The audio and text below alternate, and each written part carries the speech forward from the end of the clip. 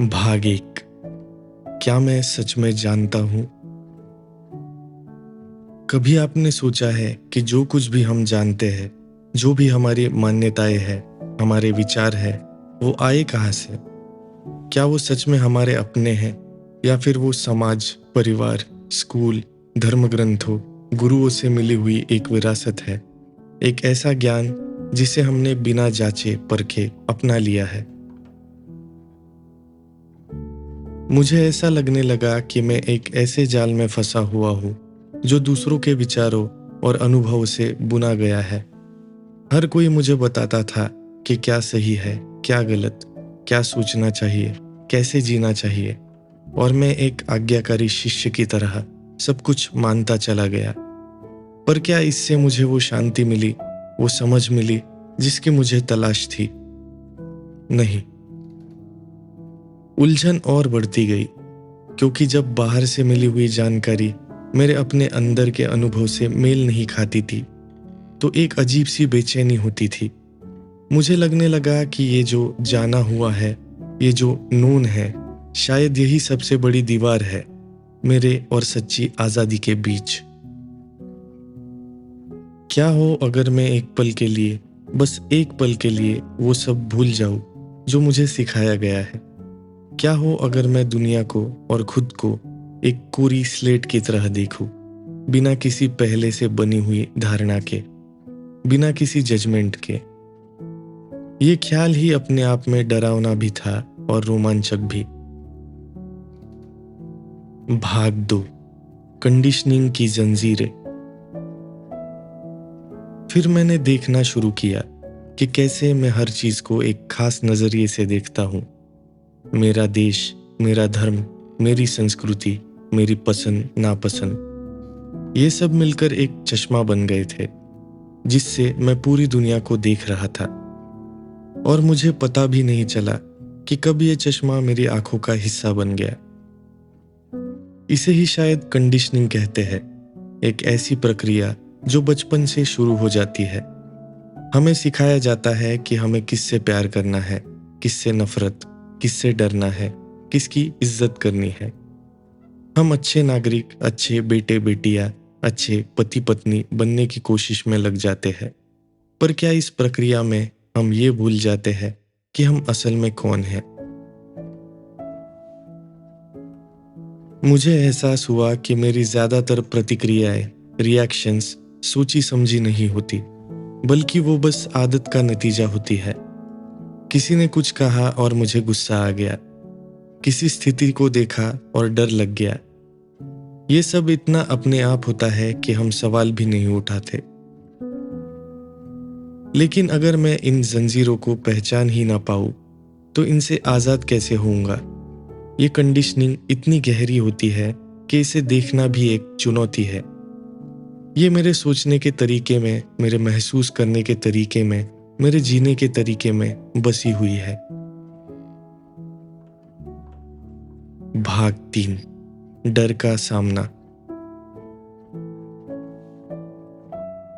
और फिर आता है डर, एक ऐसा साया जो हर वक्त हमारे साथ चलता है।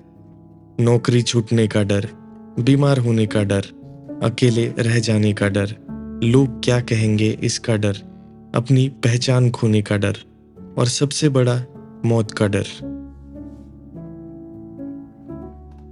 मैंने खुद से पूछा, ये डर है क्या? क्या ये कोई ठोस चीज है या सिर्फ एक विचार? जब मैं डर को महसूस करता हूं तो मेरे शरीर में क्या होता है, मेरे मन में क्या चलता है? मैंने पाया कि डर हमेशा भविष्य से जुड़ा होता है, जो अभी हुआ नहीं है उसके बारे में सोचकर मैं डरता हूँ, या फिर अतीत की किसी बुरी याद से। वर्तमान में, इस पल में अगर मैं पूरी तरह से जागरूक हूं, तो क्या डर टिक सकता है? डर हमें सुरक्षा ढूंढने पर मजबूर करता है। हम रिश्ते बनाते हैं, पैसा जमा करते हैं, ऊंची दीवारें खड़ी करते हैं, सब कुछ इसलिए ताकि हम सुरक्षित महसूस कर सके। पर क्या कोई भी बाहरी चीज हमें सच्ची सुरक्षा दे सकती है, या सुरक्षा का एहसास भी एक भ्रम है? मुझे लगा कि डर से भागने की बजाय उसे समझने की जरूरत है, उसे देखना बिना किसी लाग लपेट के। जब मैं अपने डर को पूरी तरह से देखता हूँ, उसकी हर परत को उधेड़ता हूँ, तो क्या वो उतना ही ताकतवर रहता है या उसकी शक्ति कम होने लगती है? ये एक प्रयोग था जो मुझे खुद पर करना था। भाग 4, सुख और इच्छा का चक्रव्यूह। हम सब सुख चाहते हैं, खुशी चाहते हैं, और इसके लिए हम कितना भी भाग दौड़ करते हैं। नई चीजें, नए अनुभव, नए रिश्ते, हमें लगता है कि इनसे हमें स्थायी खुशी मिलेगी, पर क्या ऐसा होता है? एक इच्छा पूरी होती है तो थोड़ी देर के लिए अच्छा लगता है, पर फिर एक नई इच्छा जन्म लेती है। ये एक अंतहीन सिलसिला है।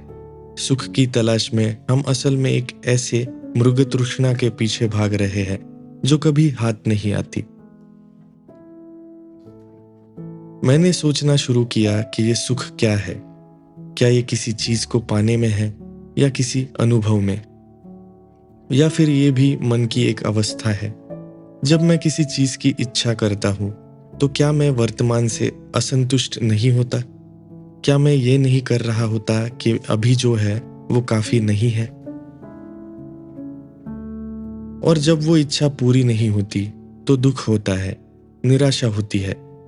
तो क्या सुख और दुख एक ही सिक्के के दो पहलू नहीं हैं? एक के पीछे भागोगे तो दूसरा अपने आप आएगा। क्या कोई ऐसा आनंद भी है जो किसी चीज पर निर्भर ना हो, जो बाहरी परिस्थितियों से प्रभावित ना हो? एक ऐसी शांति जो इच्छाओं के पूरे होने या ना होने से भी परे हो? ये सवाल मुझे और गहराई में ले गया। भाग 5, खुद को देखना बिना जज किए। तो रास्ता क्या है? अगर बाहर से मिला ज्ञान, कंडीशनिंग, डर और सुख की तलाश ये सब हमें बांधते हैं, तो आजादी मिलेगी कैसे? मुझे धीरे धीरे ये समझ आने लगा कि जवाब कहीं बाहर नहीं, मेरे अंदर ही है। और वो जवाब है खुद को जानना, अपने मन को देखना, अपने विचारों को देखना, अपनी भावनाओं को देखना, जैसे वो है वैसे ही, बिना उन्हें अच्छा या बुरा कहे, बिना उन्हें बदलने की कोशिश किए। इसे अवेयरनेस या जागरूकता कह सकते हैं। एक ऐसी साक्षी अवस्था जहां मैं अपने अंदर चल रही हर हलचल को बस देख रहा हूं, जैसे आसमान बादलों को देखता है। बादल आते हैं, चले जाते हैं, पर आसमान वही रहता है, शांत, स्थिर। ये आसान नहीं था। मन बहुत चंचल है, एक विचार से दूसरे विचार पर कूदता रहता है, कभी अतीत में, कभी भविष्य में। उसे वर्तमान में टिकाना बहुत मुश्किल था। और जब मैं अपने अंदर के गुस्से, ईर्ष्या, लालच को देखता था तो असहज भी होता था। मन करता था कि इनसे पीछा छुड़ा लूं, इन्हें दबा दूं। पर मैंने सीखा कि दबाने से कुछ नहीं होता। वो भावनाएं और मजबूत होकर वापस आती है। उन्हें सिर्फ देखना है, समझना है कि वो क्यों उठ रही है, उनके पीछे क्या कारण है। जब मैं उन्हें बिना किसी डर या विरोध के देखता हूं, तो वो अपनी शक्ति खोने लगती है। भाग 6 है, बिना चुनाव के देखना, चॉइसलेस अवेयरनेस। हमारी एक और आदत है, हर चीज में चुनाव करना। ये अच्छा है, वो बुरा है, मुझे ये चाहिए, वो नहीं चाहिए। ये जो लगातार चुनाव करने की प्रक्रिया है, ये भी हमें बांटती है, हमारे अंदर संघर्ष पैदा करती है। क्या मैं बिना चुनाव किए देख सकता हूँ? क्या मैं अपने विचारों को, अपनी भावनाओं को, अपने आसपास की घटनाओं को बस वैसे ही देख सकता हूँ जैसे वो है, बिना उन्हें कोई लेबल दिए? ये चॉइसलेस अवेयरनेस की स्थिति है। यहाँ कोई पसंद नापसंद नहीं है, कोई सही गलत नहीं है। सिर्फ देखना है, पूरी समग्रता में। जब मैं इस तरह से देखता हूँ तो चीजें अपने आप खुलने लगती है, उनका असली रूप सामने आने लगता है। ये एक बहुत ही गहरी शांति का अनुभव होता है, क्योंकि जब कोई संघर्ष नहीं होता, कोई खिंचाव नहीं होता, तो मन अपने आप शांत हो जाता है। भाग 7, असली आजादी क्या है?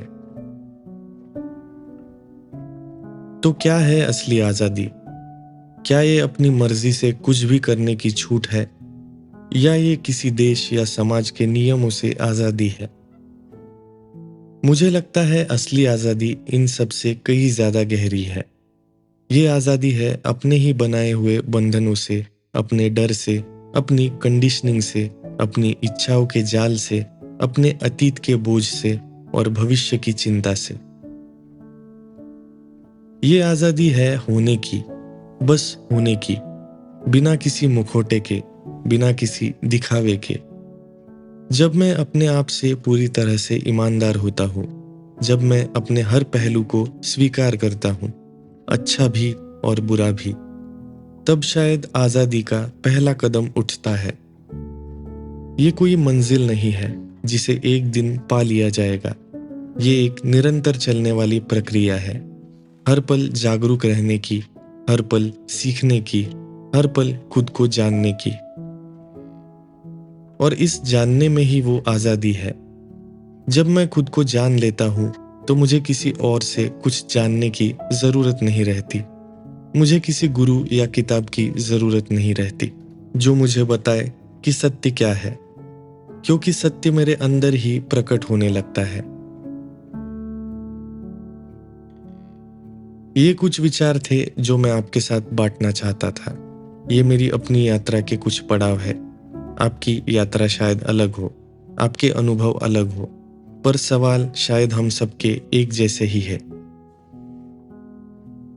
अगर इन बातों ने आपको थोड़ा भी सोचने पे मजबूर किया हो तो मुझे खुशी होगी। शायद आप भी अपने अंदर झांक कर देखें, अपने मन को टटोले। क्या पता आपको भी वही आज़ादी मिल जाए जिसकी हम सबको तलाश है।